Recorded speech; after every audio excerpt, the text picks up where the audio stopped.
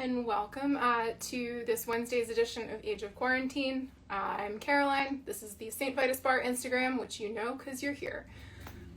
And we are talking to Missy or Marisa from Mannequin Pussy tonight, which I'm obviously very excited about. I'm a big fan of the record Patience, which came out in 2019. The record before that, Romantic, is also fucking awesome. I know they were also touring like right up until sort of the end, and we're sort of coming up on that like year anniversary. So I know they played their last show, I think, on like the 13th. So, you know, sort of fitting in that sense. But I'm going to invite Missy to join. And if you're new to this, there's a comment box in the bottom. You can ask questions, leave a comment, things like that. And disconnected.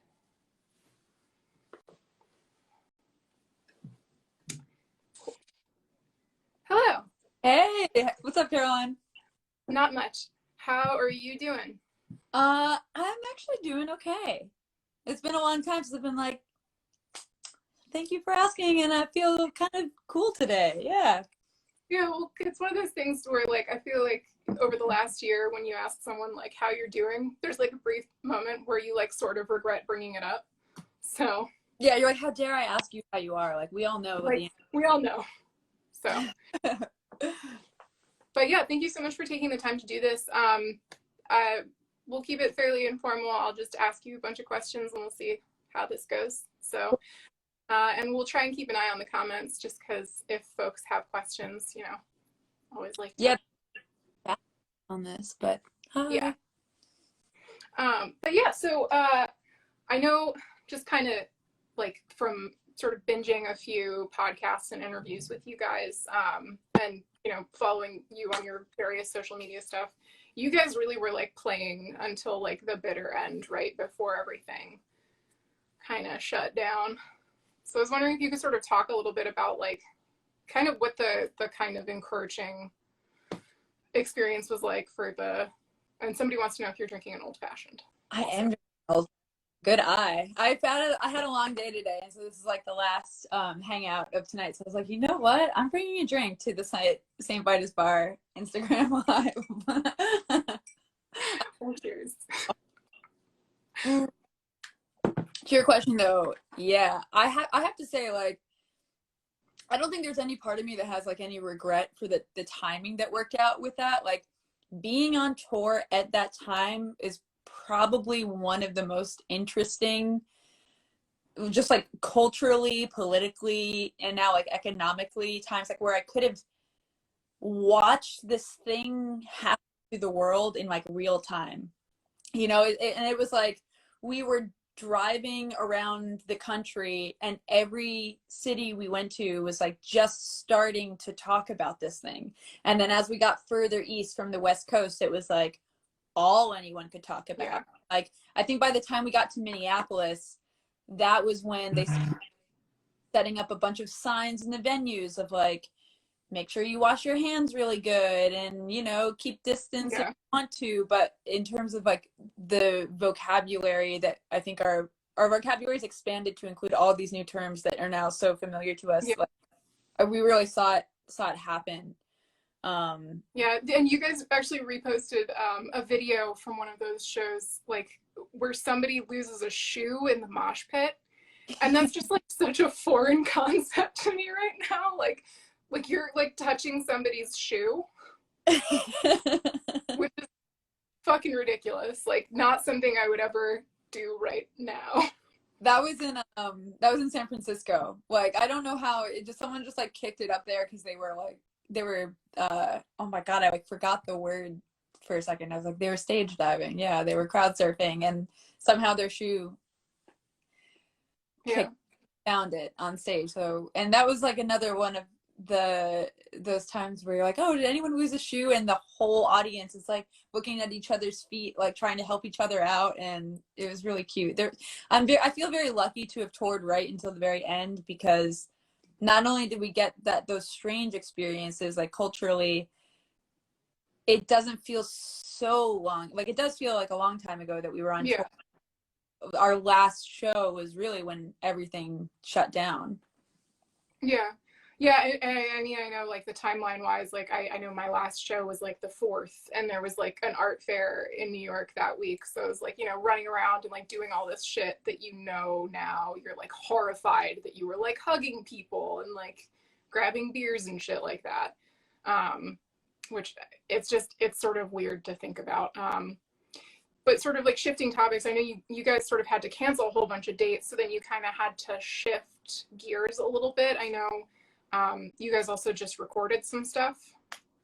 Yeah, that's I feel like when you ask me how am I doing, and I'm like, I'm actually doing okay right now, and it's really only because I've gotten a glimpse of being busy again the last couple weeks, which has been wonderful because we were able to get into the studio in like this around the summertime of 2020, and just like kind of went in there and decided, okay, we don't really have any songs, but maybe if we go in there and just try to write, something will come out.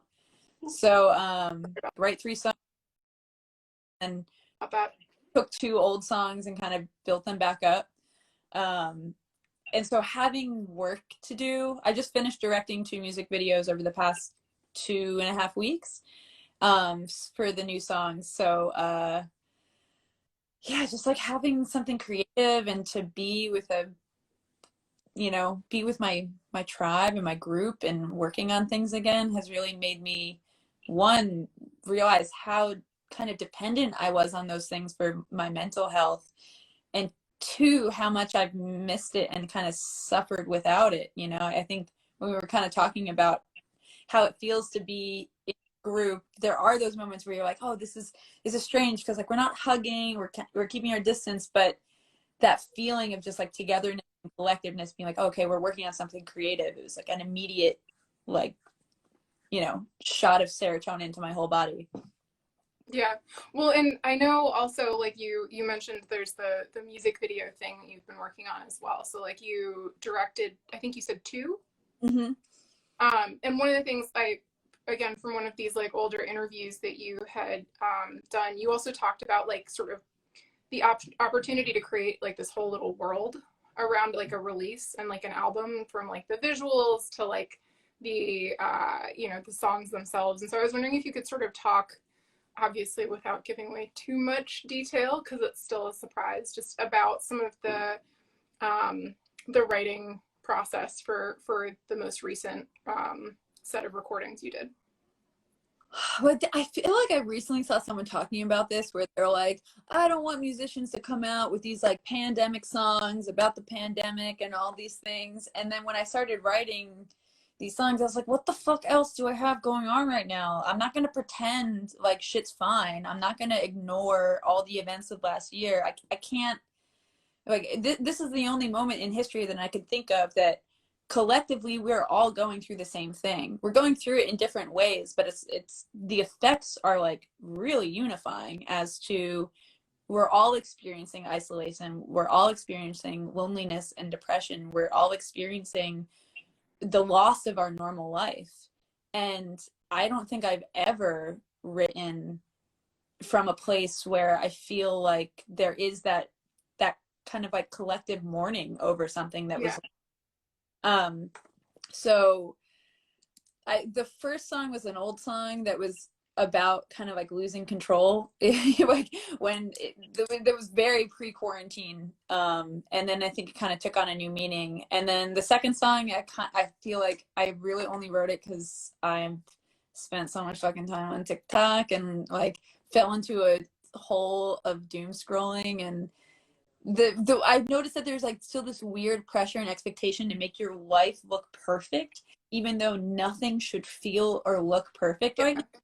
And so this idea that like you should still be curating your life in these like really, it's like the pixelation of our lives that we present to people. There's still this pressure to be active on social media and try to bring each other into it and look like everything is fine when it's not. And so we decided to call this next group of songs Perfect. Like that's the name of this next EP and little record. It's Perfect, because we ended up using it as a tongue-in-cheek thing when, because we were like one of the last bands who, after Patience came out, it was like we had a career. Like we've worked on this for a really long time.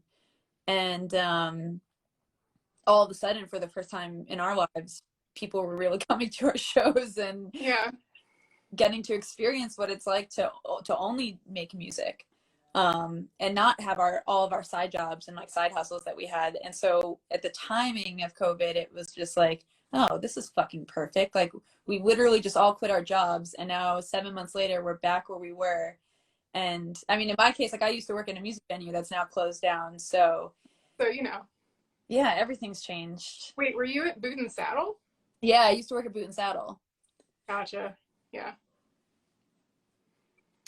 Yeah, that one was a bummer. I used to live in Philly and miss it dearly, but you know, and I think that's been sort of like for like at least in New York, I know venues are like sort of allowed to open back up, but it's just like not really feasible for anybody that's not like a giant like nonprofit, like the Park Avenue Armory like can do shows, and like I feel like that makes sense, but like, you know, at sort of like a smaller scale, like a Mercury or like us or like, you know, Trans Pecos, places like that, I don't think really can kind of do like a proper show. So I know like we've got a live stream that we're gonna do like soon. I know live streams are sort of like a bit of an interesting kind of thing, but do you guys have any sort of like show playing plans, like show with the new release? Not really. Well, we did decide, Brooklyn Steel is doing something with Bowery Presents where they basically decided to invite, I think they just announced it today, like they decided to invite a bunch of the artists who were supposed to play at Brooklyn Steel in 2020 and invite them to do a summer series. So we're gonna do one like live stream at Brooklyn Steel sometime over the summer, which is really exciting because one, I was really looking forward to playing that venue. I'd never played there before, and I'm kind of obsessed with the idea of getting to still play in a venue that's completely empty, just to like experience what that is like in this like weird new virtual way of performing. I totally expect it to like psych me out and it to feel very weird, but I want to experience it. Yeah, that makes sense. I mean, I know like just from knowing people who have like played some shows that have become streams, like, and people who have chosen not to do that, like it's because it is this sort of totally different experience. And like it does, especially with like louder stuff, replicating the live experience through like digital shit is like, you're not like standing in front of a wall of amps being like, this is a nice massage kind of thing. Like it's not, you know, quite the same. So I was wondering if like, I mean, with Brooklyn Steel, I kind of like trust them to kind of, you know, make it sound a job. Yeah. Yeah, we've definitely been that band who's like, we've turned down a lot of live stream stuff, just because I think like, especially last year, there wasn't a lot of we just like didn't feel comfortable really getting together and then trying to ask like people to come film us and do all these things. We're like, let's just wait this out and see how it goes. But then exactly to your point, like if you're a loud band, I just like, one, I don't think that those things sound very good coming through a computer. And two, it's so much about like the collective energy of a room that you really miss a huge aspect of like what makes punk and rock music really exciting, which is a bunch of very sweaty, angry and like cathartic individuals in the same space, like needing to like sweat it out together. You know, it's like our church. It's just like we come together, we scream, we cry, we sweat it out, and hopefully feel better after. But it's not, you know, we're not like a cute sounding folk band that can sound good. Just, I don't know. Yeah, and I think like for places like us, I know the live stream thing has been a little bit more like we didn't really feel comfortable doing it until we were ready because of, I think, that sort of thing. Because like how the fuck do you make that really work? I mean, like our live stream is a death metal show. Like I think like having seen the footage, I'm really stoked. I think it'll go well, but also like to your point, like part of that experience is like you need earplugs. Like, you feel the sound in your body. Like, somebody next to you smells to high heaven. Like, that. But I know, like, you know, also with the live stream thing, like, it's not quite the same. Like, somebody wanders in. Like, it's not somebody like who maybe has never heard of you guys before, or like, you know, had heard of you but like decided to check you out and then is like totally sold on the concept and is like, shit, I need all of your t-shirts. So I was wondering if you could sort of talk a little bit about potentially like how, I don't know, if there's any way that you think that like that can be a little bit recaptured in a pandemic context. I know, like, you know, with Bandcamp Fridays, people are always like trying to find new shit to support. So that was like a very meandering question, but I think I can like take some of the threads of this and like weave together something.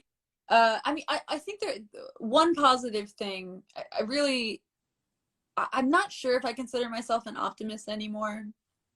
I'm not like a dooms person, but I feel like now I'm falling somewhere between like pragmatism and fantasy, because I like live in such a whatever. I'm like going off the rails now too on that.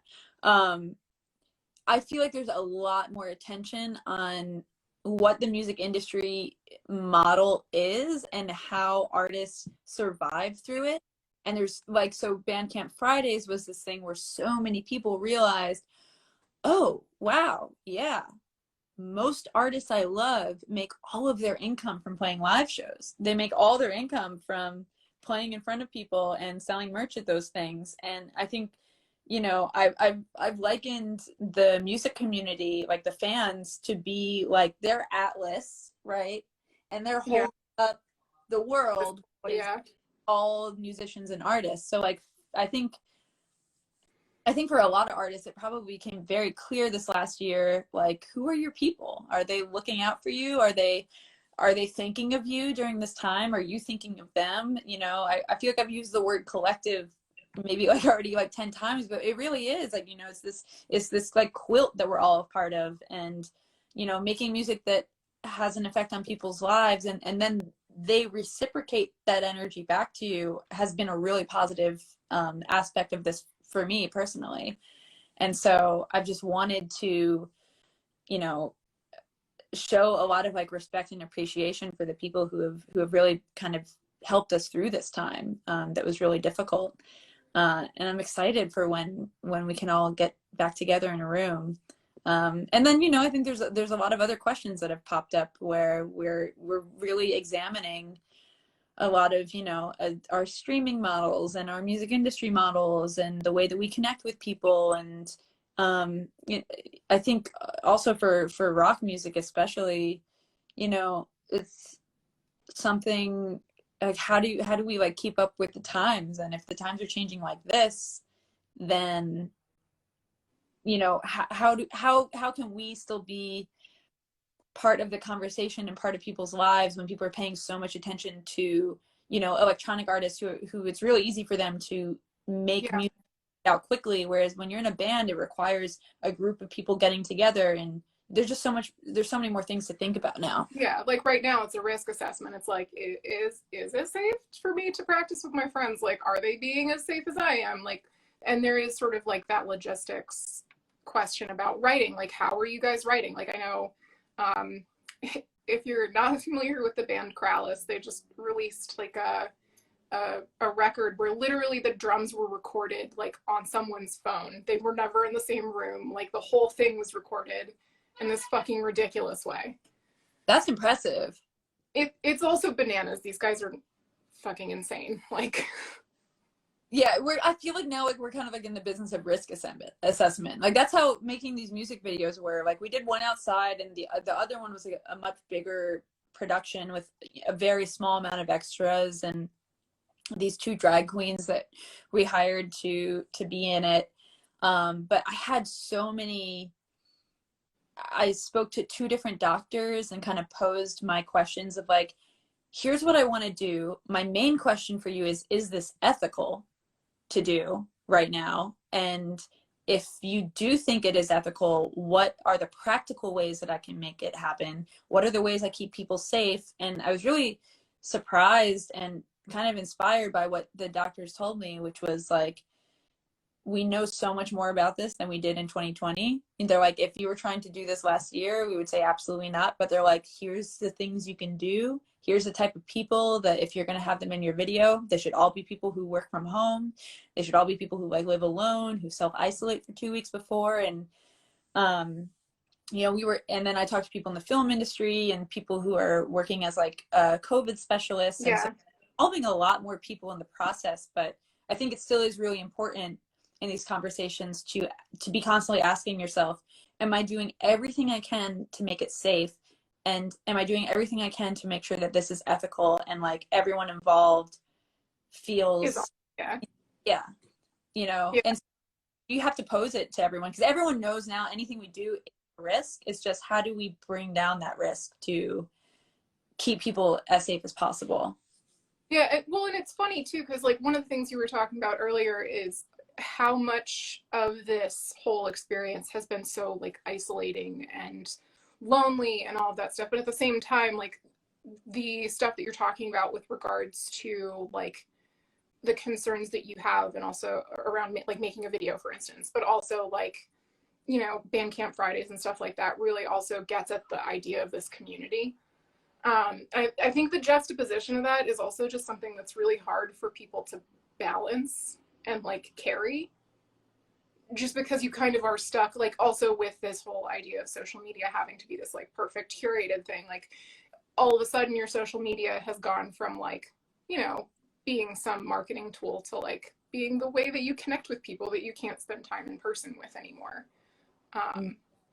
So I was just kind of wondering if you could just kind of talk a little bit about, I guess, thinking of like the sort of the next couple of months as we're kind of like easing out, but also not, just like what you guys have planned for the release and if there's like a date on that yet, stuff like that. There is. So I can tell you that, like I said, I can tell you it's called Perfect. And the first song is called Control, and it's coming out on March 23rd with a video that I directed, and we got to make it in a park in Philly, like outside. Philly's really cool. They're so down for wild and stupid ideas. What park? FDR. Nice. It's in Delano Roosevelt Park. There's this abandoned golf course that is part of the park. Like they tried to build this like ritzy golf course, but they actually built it in a flood zone. Excuse me, I get my words mixed up a lot. In a flood zone, and so the rich golfers got really upset because their golf course was flooding all the time, and they're like, "Well, you built it in wetlands." So it's abandoned now, but it's like fully grown over, and the caretakers of the park just kind of watch out for it. And so they've been trying to get a lot of projects going on in there and like inviting people to come and see the nature. So a friend of ours like hit them up to see if we could build a bedroom set in the park and set a bed on fire and all this stuff. And they were so, I was like, I had been trying to find a space for this for like months, and FDR immediately was like, how big is the bed? And we were like, full size. They're like, yeah, that should be fine. Keep some fire extinguishers around. And like, dude, what if you said it was a queen size bed? Do you think they would have drawn? I don't know. I'm glad I didn't. I'm glad I only got a full size bed because it was totally, yeah, they were totally cool with it. They're like, okay, yeah, that sounds great. Like, we want more people to come to the park, even if it's like to do shit like that. And we got really blessed because we filmed it outdoors in February, and it was like the only 55-degree day. And then so that's for the first song that comes out March 23rd, and then I think the second one comes out like late in April, and then that's the big one where we did like a take on Romeo and Michelle's high school reunion, except it's with, oh my god, I love that. wait, sorry, say that again. The mic just cut out. Romeo and Michelle's except with. So the second song that's coming out is called Perfect. It's like the titular track. And then that one is, I wanted to do a spin-off of Romeo and Michelle's high school reunion because it's one of my favorite movies, and just do it with drag queens who go to their 10-year high school reunion to like flip off their high school bullies who were so mean to them. And then you have all these like literal pearl clutchers who watch them do this dance, but instead of it being to Cyndi Lauper's Time After Time, it's to like an aggressive punk song. And to answer your question, yes, all the new songs will be on Pandora. I promise. They'll be everywhere. And somebody else wants to know how you thought of the music video ideas. I usually just sit there and like, but honestly, I feel like when you listen to your music, or you're trying to access like what the next level is of it, or like what the story is involved in it, there is some sort of visual that comes to you. Like there's definitely some songs that I've had where I've been like, nothing comes to me. I'm like there's nothing here that I feel like I need to tell through a visual space. Like this thing is fine to just exist in like a sonic space. But those were two songs on the album where I was just like, this is it. It came to me so quickly. I was able to like write down a treatment, put together, you know, like mood boards, and pitch it to my friends who are videographers and cinematographers. And I've been wanting to direct a lot more as well. So just kind of getting to dig into that and, you know, find some purpose for myself after my seemingly purposeless life. So I just, you know, I've just been wanting to do that so much. And so, yeah, that's a long way of answering the question of when you're coming up with ideas, you're really just, you kind of like close your eyes and listen to it. And then all of a sudden you see something and you're like, okay, yes, to bring this out. And then that's what I love so much about making music videos, is that it's like making music on steroids, because when you're making music with people, it's this really magical experience of a group of people coming together and you create something out of thin air. And then with a video, you have to articulate your vision so well that every single person on the team can totally see it and they know what needs to be done to bring it out. So I'm just like obsessed with any place and time that we get a small group of people together who are all fully obsessed with making the same thing happen. It's really a trip. I was going to say the parallels between that are really, honestly, really fun to hear you articulate. So yeah. But yeah, so and then I know like just kind of the way that you were describing the music video making process, like, and I know also like based on some of the past interviews you've done, like sometimes you also come up with like the general vibe for the album art too. So I was wondering if you could just kind of like talk a little bit more about kind of the album art process for you, but also like, I don't know, how did you decide to get into the music video side of this? Well, with the album art, I'm not very good at drawing at all. Like I don't really have any visual skills at all. So it's really like you identify people who seem to make things that speak to the world that you want to create. And so for this, there's a illustrator from New York, Leah Kantrowitz, who is just one of my favorite illustrators right now. She does incredible work. She had designed a tour poster for us that never ended up getting used because that tour got canceled because of COVID. And then we just turned it into a t-shirt, and then I just wanted to keep working with her because I think she's so brilliant. And she does a lot of images of like barking dogs and flowers and just like all these things I wanted for it. And I felt like, I don't know, I kind of felt like this time was this weird like cage barking dog where you're just like, you're stuck in something and you're trying to make everything look beautiful around you, but you're screaming. So when I work with illustrators in that way, I kind of just like send out some descriptive elements as to like what the work is about, and then really just like allow them to take that inspiration and shape it into what they see from it. And then for the music video stuff, it's something I was just always really interested in, was directing and, you know, just bringing visions to life that way. But making music videos is super expensive. So it wasn't really until we were with Epitaph that it was possible for me to, you know, send a treatment to Brett and the team at at Epitaph and be like, hey, this is what I want to do. And they're like, oh, this sounds incredible. Like, how much do you need for it? And I'm like, that's so nice of you to ask. So they're really supportive of just the fact I want to be so involved with every aspect of that. You know, they've never once just said, oh no, you don't have that much experience with it. I think they're very supportive of the fact that I also know that, you know, I'm not going to get experience unless I do it for my own work, and I'd love to do it for other artists one day. So that's kind of how I got into it. Nice. Well, I mean, I'm sure they also appreciate that, like, you know, it's not something that they have to be concerned with, because you're just like, I have this idea. And they're like, oh, cool. Like, now we don't have to think of that also. And like, we can just like, it's an idea that's coming from the band themselves too. So like the fact that it probably connects to the music on that level, I'm sure is like kind of a lucky thing for them, if that makes sense. Yeah, I would like to agree with that. Yeah.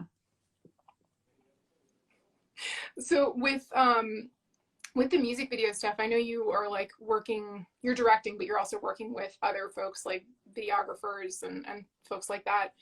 When you're kind of hunting around for people to work with, is it similar to kind of the like Illustrator kind of vibe where you like find people whose work you like and then you kind of pursue a relationship with that? Or Definitely. I feel like Philly's really small and very supportive of each other, so there's not like that many of us.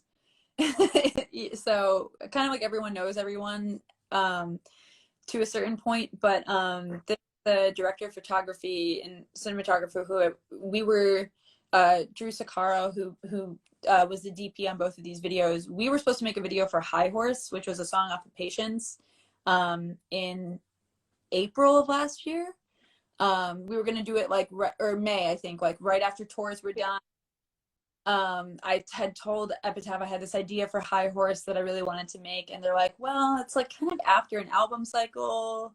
And then I was like, let me just send you the treatment, and if we don't want to do it, that's fine. And then I sent them the treatment, and they're like, oh, we love this. Yeah, we'll give you a budget to make this. And then obviously the way that last year happened, we couldn't make anything. So I just knew, like, Drew and I have just been like waiting to work together. And he's just like so fucking talented. And then I brought back Hannah Hamilton, who did the set design for the Cream music video. She also directed the Cream music video as well, but she did the set design for Control. And then I brought back a bunch of the same team for who did the Drunk 2 video in terms of costume and set design, Lauren Cat West and Allie Pierce. So it's kind of nice to like just reconnect with all these people who are friends of mine that I just like haven't gotten to see over the last year. And you know, you're kind of getting back together with work in mind, but I feel like so many of us are kind of work obsessed that we would much rather combine, like, oh, we're hanging out, but it's also work. It felt like really good that way. But yeah, I think constantly when you're in that mindset, you're keeping your eyes open as to like who's doing something that's in the style that I want to do, and does it seem like we would be good collaborators? And I feel like you can tell that pretty quickly once you start talking to someone about your ideas. yeah, well, it's funny you mentioned the like who like just getting together with friends who are sort of work obsessed, because I would also imagine that like, you know, there are people that you're friends with that like you met because you toured together, or like you would see them when they come through and like play shows and stuff like that. I don't really have a question. I was more like, you know, thinking about like all, because I know like on my end and stuff too, like it really kind of hit me like how many people I like know in a specific context that I just like, now that there are not tours, like that's not a friendship that like you get to maintain in person, so you have to like, you know, resort to the internet, which the internet is, I think we're all a little bit sick of the internet in some capacity. But Yeah, it's a tool, but it's also a weapon. That's how I feel. That's like my distinct feelings on the internet, is that it's this wonderful tool, but it's also this like horrible weapon.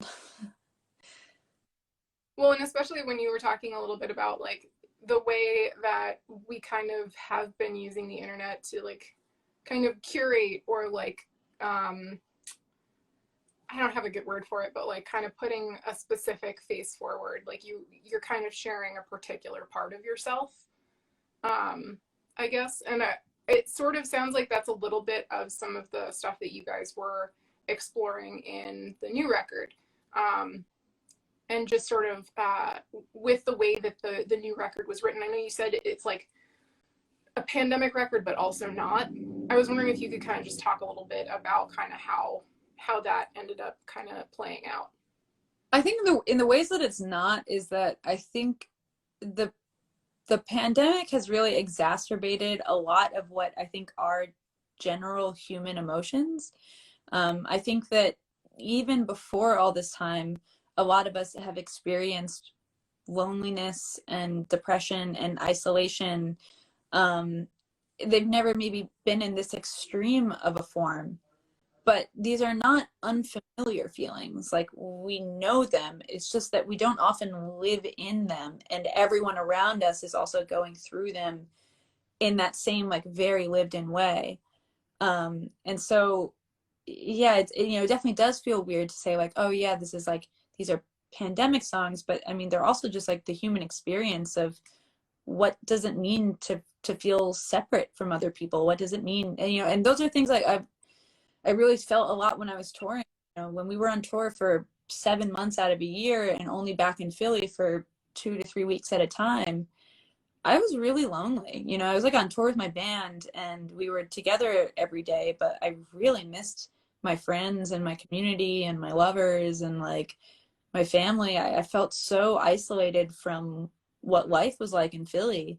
And I really felt like I was kind of, two sides of it where people are like, oh, you're on tour, it's so cool. And then, me not wanting to be ungrateful for this incredible opportunity I have, but also being, like, I'm so tired all the time and I'm constantly touring and I never really get to see anything and I miss people. And you're just always having kind of these somewhat superficial interactions with people, not always. Like sometimes you really like get surprised and you can connect with someone for longer than a day, but and then when I got to be home and like for a time, I was also like, oh shit, there's a lot of things like just mentally I need to work out that I feel like I've been running away from for the past couple years. When you're like constantly on tour and you're constantly in motion, you can kind of like forget that you're fucked up in a way. You're just like, oh, I'm not gonna deal with that. And then when you have to sit in a house for months, you kind of have no choice but to. Yeah, you just kind of get endlessly confronted with it. Yeah, yeah. But also, I think it's sort of funny that you mentioned that because, like, I think early on, a lot of people were sort of joking, like, oh, yeah, I'll be fine. I practice for this all the time anyway. Like, I'm, super antisocial, or like, I'm going to just make music all the time. And then, that's not. That's not sustainable for everyone, it turns out.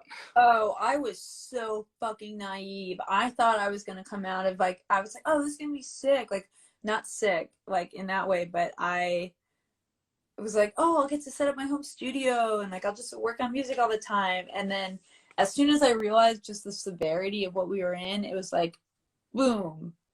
Oh my God, I feel like I lost all these things I've worked so hard for. Oh fuck, there's just like a huge amount of human suffering right now. Oh my God, our government is not equipped. And then it was just like that numbing depression where you don't like, I didn't even want to get out of bed a lot of times. I'd be up to like 6 a.m. just freaking out in my mind and then sleeping until 1 p.m. And then that's not healthy. That's not a good rhythm to get into. And I kind of felt like I was giving into the worst aspects of of that in a mental way. But I mean, I'm doing better now. I feel like I'm lived in it and I've practiced. I am gonna answer this one. The title question.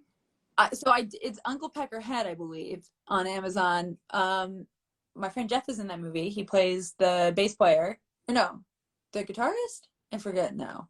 Yeah, Uncle Pecker is fucking awesome. It's really, really funny. Little horror movie about touring. And my favorite pedal right now is a really expensive one. It's It's the Strymon Big Sky. I used it like all over the new songs. It's this like really shimmery, beautiful reverb pedal that has all these different magical settings, and it's really, really fucking expensive, but I've used it on like everything I've made for the past year. And so kind of what we were talking about, I can't show it to you right now because it's at my practice space, but I will show it to you another time. The naivete of like the early quarantine being like, I think I'm gonna do all these great things with this time, and then you are like, oh shit, I haven't done anything. Yeah, well, and I mean also like to your point, like everyone's going through this like collective loss and sort of trauma, and like yes, everybody gets to share that, but also sort of the fact that everybody gets to share that kind of makes it worse in a way. So Yeah. I mean, as far as like it's sort of like the same like, ooh, punk's gonna be great now that like someone shitty is in office. Like, is it though? Like, Yeah, it's not. And I really hate when people say that, because it's this like really defeatist attitude of like great music can only come out of like terrible politicians being in office. And like I am definitely one of those people where I'm like, the Republicans are as evil to me as the Democrats in so many ways. They're just like, they're just like evil light, but it's like in a different sinister sense. And I just wish that people had that kind of like energy of, oh, these people in power are fucked up no matter who's in office, instead of just like dropping out of the conversation for it. But yeah. I don't But know. also to sort of your earlier point about like it being like difficult and hard to make stuff when you're going through shit. Like I think it's one of those things where this idea that like, oh, something bad is happening, so you're gonna like make amazing art from your suffering. It's sort of like, well, if you're not getting out of bed, like Yeah. you're not making shit. So like there's sort of this like I guess you have to kind of make stuff in spite of like all of the shit you're dealing with, or like to process or whatever. And so I mean, like I'm sort of interested to hear all of the stuff that people are making like while they're in quarantine, not because I'm like, oh, it's gonna be amazing. It's more like I want to hear like what people manage to do in spite of all of this. Yeah.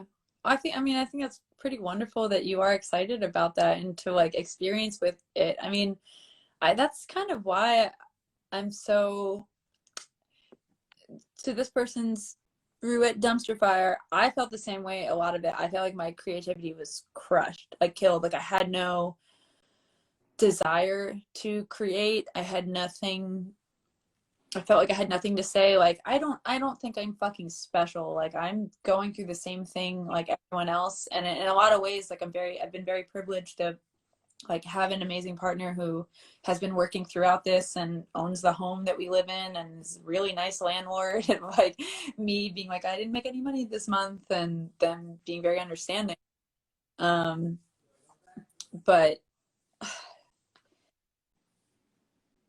I felt like that first music video I was talking about was definitely this kind of like pandemic fantasy. I kind of feel like I got to build. Like I basically just like created a rage room for me to destroy shit and like smash shit, because I've been having those kind of like these like fantasies of just like escaping my home and just wanting to like burn everything down and start anew. I mean, not burn my home down or anyone else's, but just like, But a bed at least. yeah, at least just a bed, and like maybe smash a lamp a little bit and just like kind of get some rage out and some energy out. That's just like what I've wanted. But yeah, I think we've all been really going through a lot of the same emotions, and it is going to be, especially like when like I've written breakup songs, and that's like one of our most popular songs is Drunk Too. It's like everyone understood what that song was about, because a lot of people have been in that position of having their heart broken and drinking and having sex with strangers to try to get over it. This is now when you're putting music out where like everyone's been in the same kind of like mental place, and I'm definitely interested to see how I see themselves in that music. Yeah, well, and you're sort of talking also earlier about how a lot of this like loud music shit we come to like for catharsis and like for this like, you know, emotional like just I don't know, cleansing in a way. And I think to your point, after the pandemic, fingers crossed, like after shit is kind of settled and we're back in live music situations, the way that some of this music I think is going to connect with people is going to be like very intense in a Yeah, cool way, but very intense in a way that I think is like it should be interesting. I can't wait for that experience. Someone is asking about Terror No. What do you want to know about Terror No? It's on our first record. It's an okay song. That's a very interesting song for someone to ask about. So I'm like, wait, what? How do you even know that? um, to Carly Moon's point, it's gonna be very cathartic to group together. I think just like again, like get when we're actually able to be in there. Terror No, what's it about? Let me see if I can think of the lyrics. Oh, it's just another like kind of unrequited song when you want someone so bad who is not very interested in you. And they just kind of mess with you because they know that you love them unconditionally and you just become a toy to them. And that's all.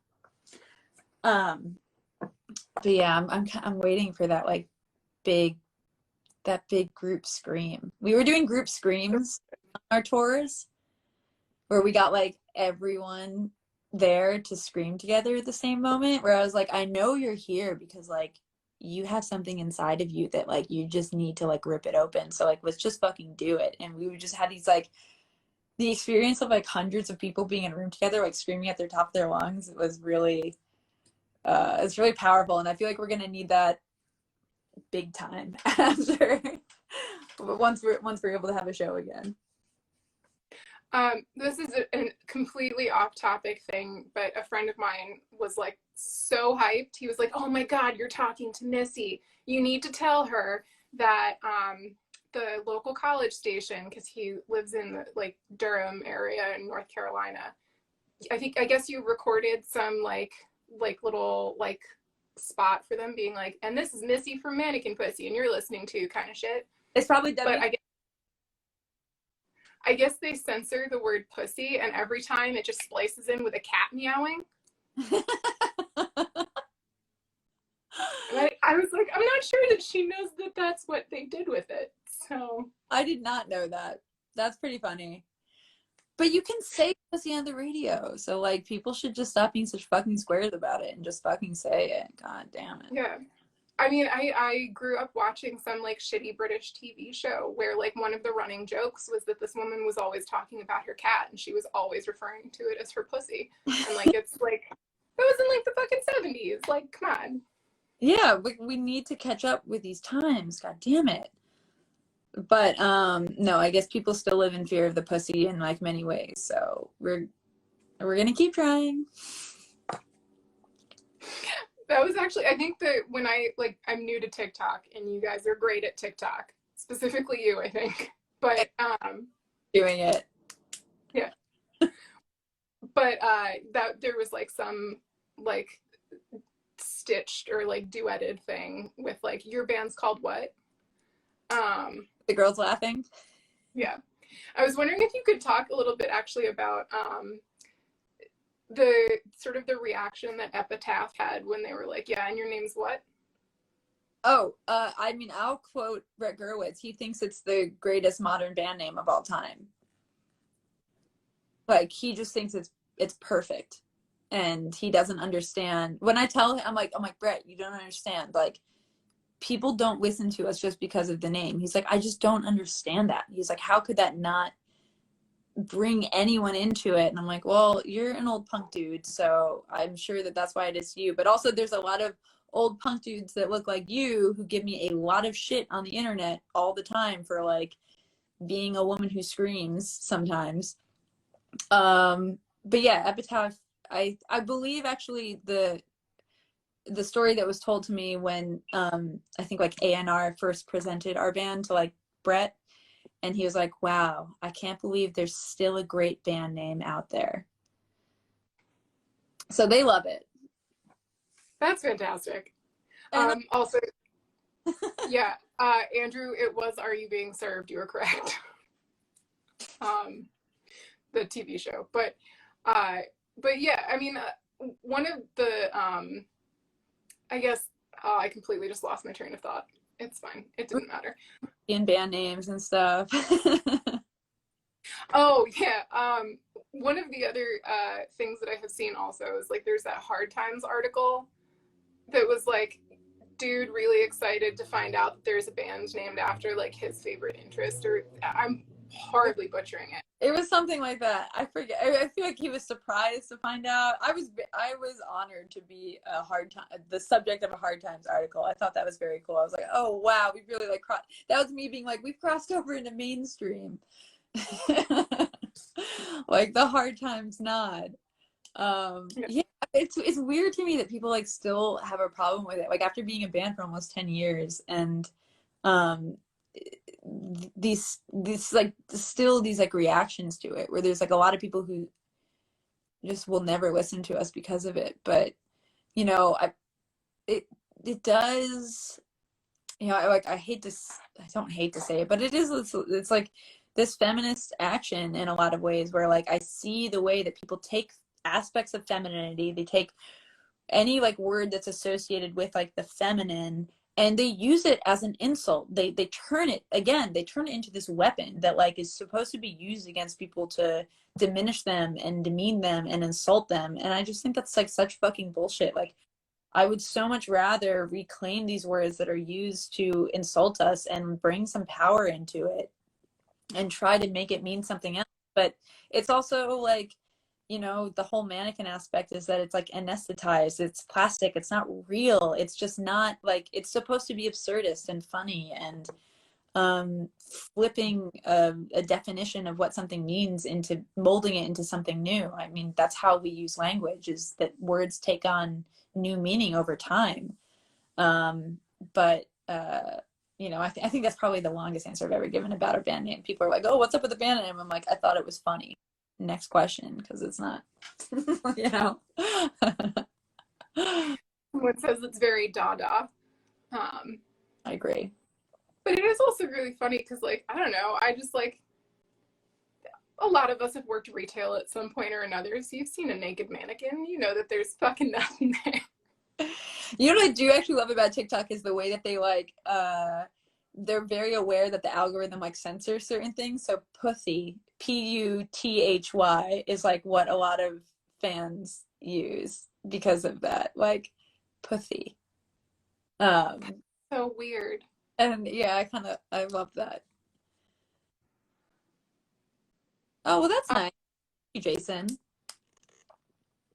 Well, that's fun. So it means you've got some people who, yeah, someone says it also sounds like a grindcore band name. And like, you know, on our end, like coming from, you know, the more like metal side of things, like there are some band names. Like one of my favorite New York, it was New York Death Fest is always like, you know, a million unpronounceable band names. Like most of them have something to do with like some weird medical condition. I think there's one called like rectal smegma or something like that. So like if there's a band that's literally genuinely called like rectal smegma, like no one should have a problem with something as delightful as Mannequin Pussy. I agree. But yeah, so I guess one other sort of question that I have is like, you know, obviously consuming like music and like other types of stuff like that during quarantine, you don't get that live experience.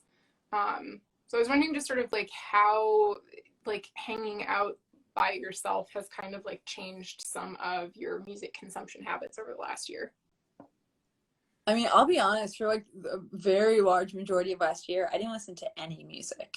I kind of felt like it was this, not like too soon kind of thing, but I felt like if I listened to music, it would make me miss tour and it would make me miss all these things. And so I just like, I really dove into just like video game world. I was playing like a ton of video games and like Zelda and Stardew Valley and like Last of Us, stuff like that.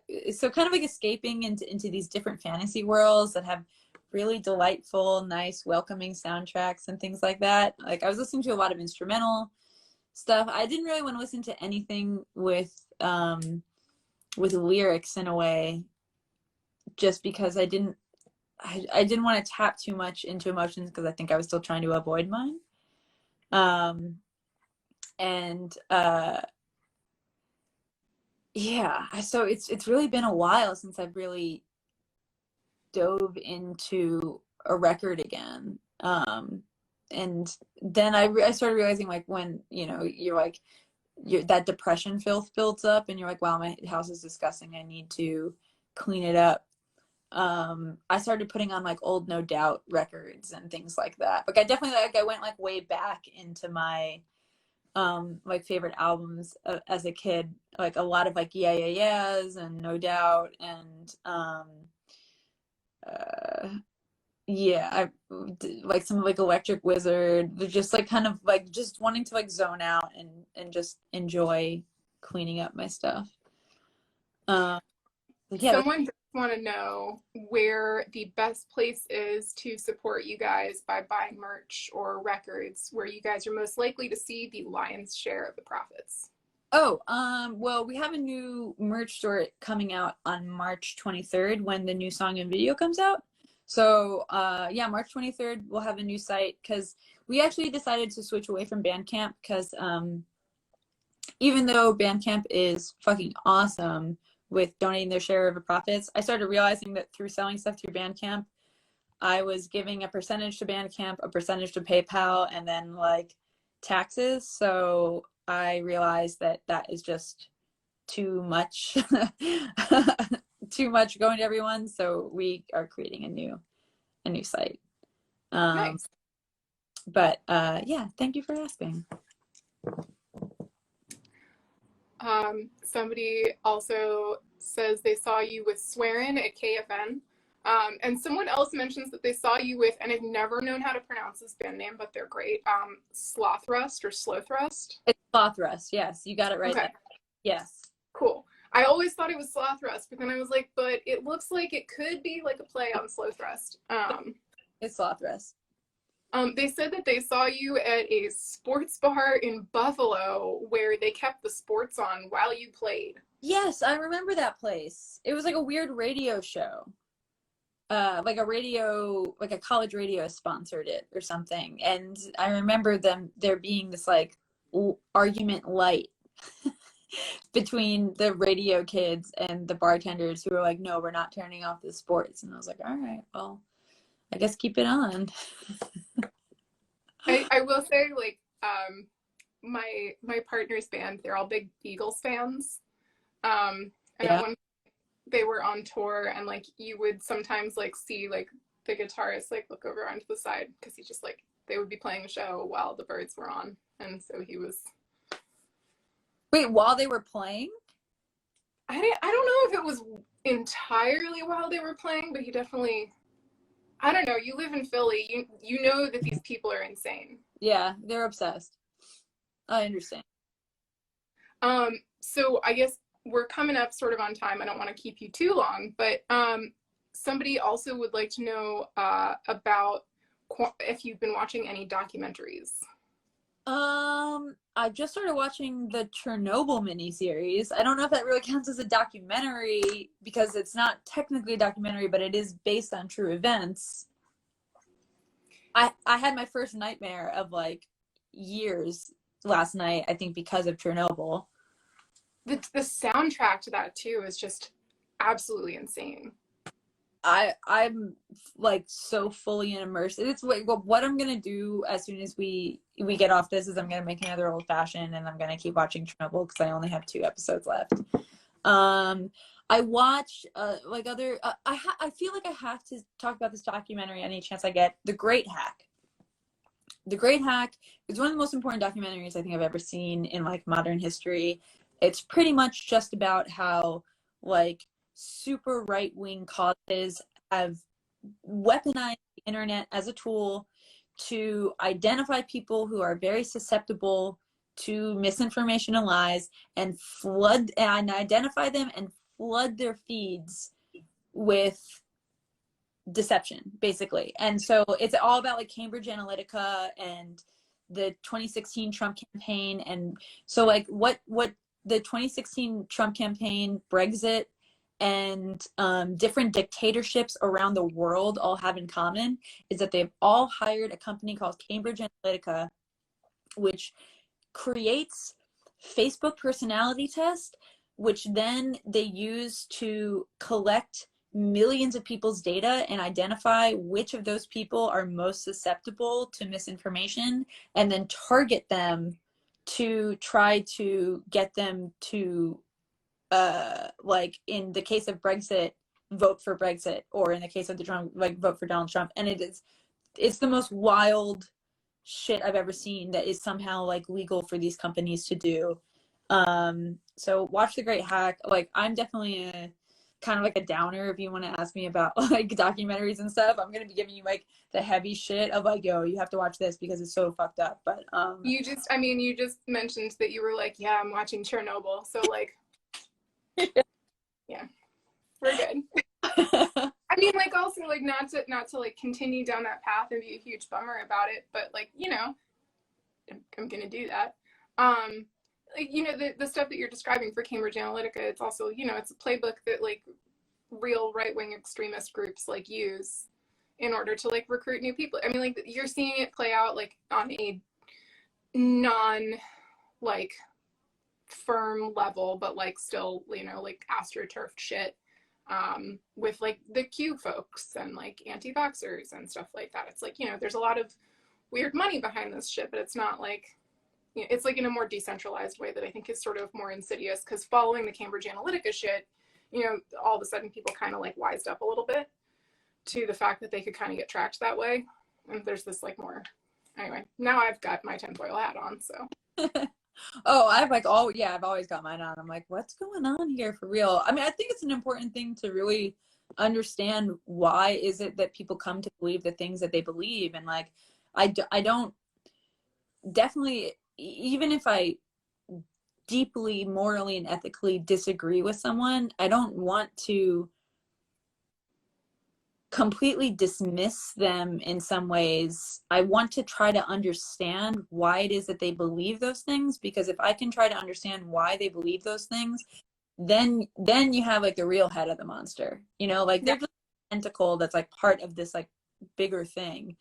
And so the more I can understand about, you know, the more you can understand your adversary, the better it is. And, you know, you have to speak to them like they're human, because they still are human.